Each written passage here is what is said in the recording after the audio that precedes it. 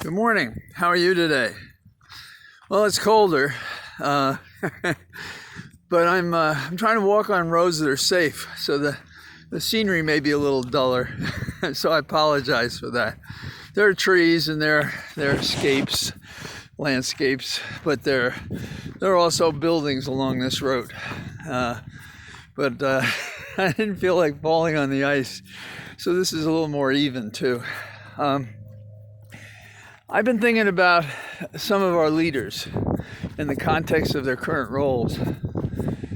Senator Leahy, he's an older man, and they took him out of an abundance of care to the hospital, and I hope he's okay. I believe he's okay.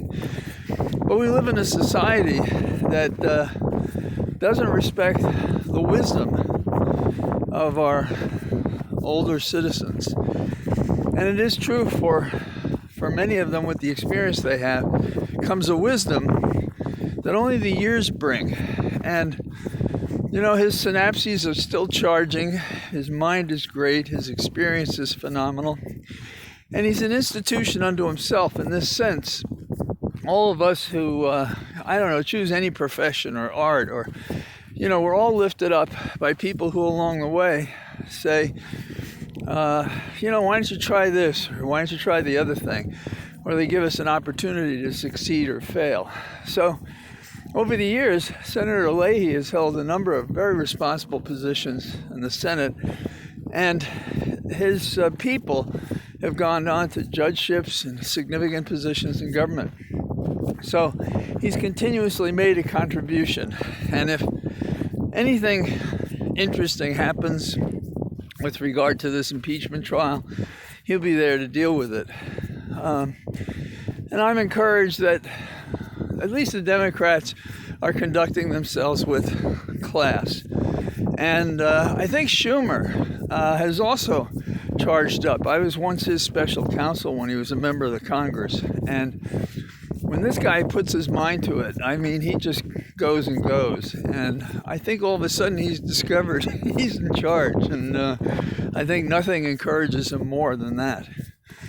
But there are so many big stories, but one that I'm interested in involves John Kerry as basically our environmental ambassador in a problem that really is worldwide and that does require worldwide cooperation.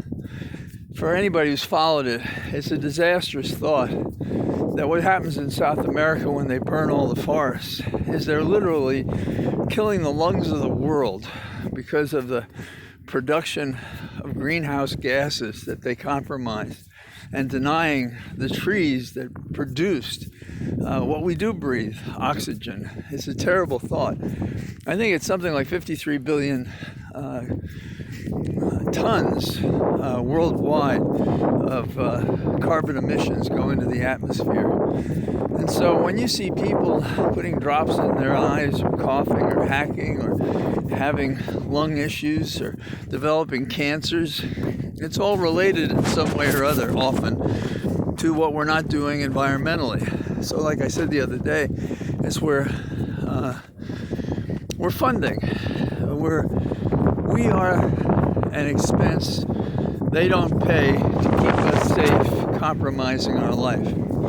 I fought, pipelines in our area, and we actually won because I was with a really good group, and we studied all the failed pipeline cases around America.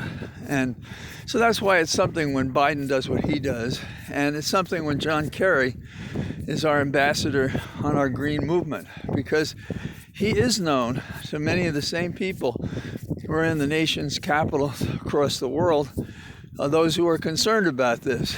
And what better man than a former Secretary of State to be involved as we renew our participation in the Paris Accords. So day by day, you get the feeling that America is open for business again, that America is governing. We have an administration that's hard charging in directions that have been ignored for so long. So each of us can sleep a little bit better But we know we have before us these challenges. I may have said this before, but some people say, how could somebody do this or that job?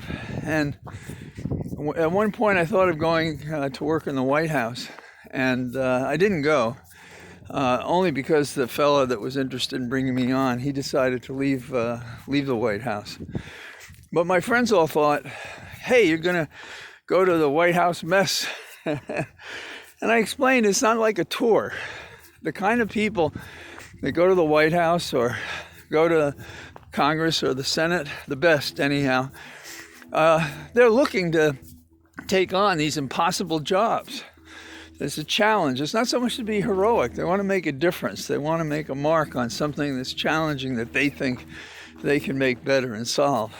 So, you talk about Biden being in the White House with all these challenges. Well, from the time he was a youngster in his 20s to now, that's what he's been doing, jumping into these kinds of problems. And that's why we shouldn't be choosing as president a person who hasn't had that kind of, if not public service, at least private service, giving back to the community.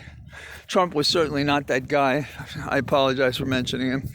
But Biden is that guy who gets in there and mixes it up. So that's enough for today. Hope you're well. Talk to you tomorrow. Bye-bye.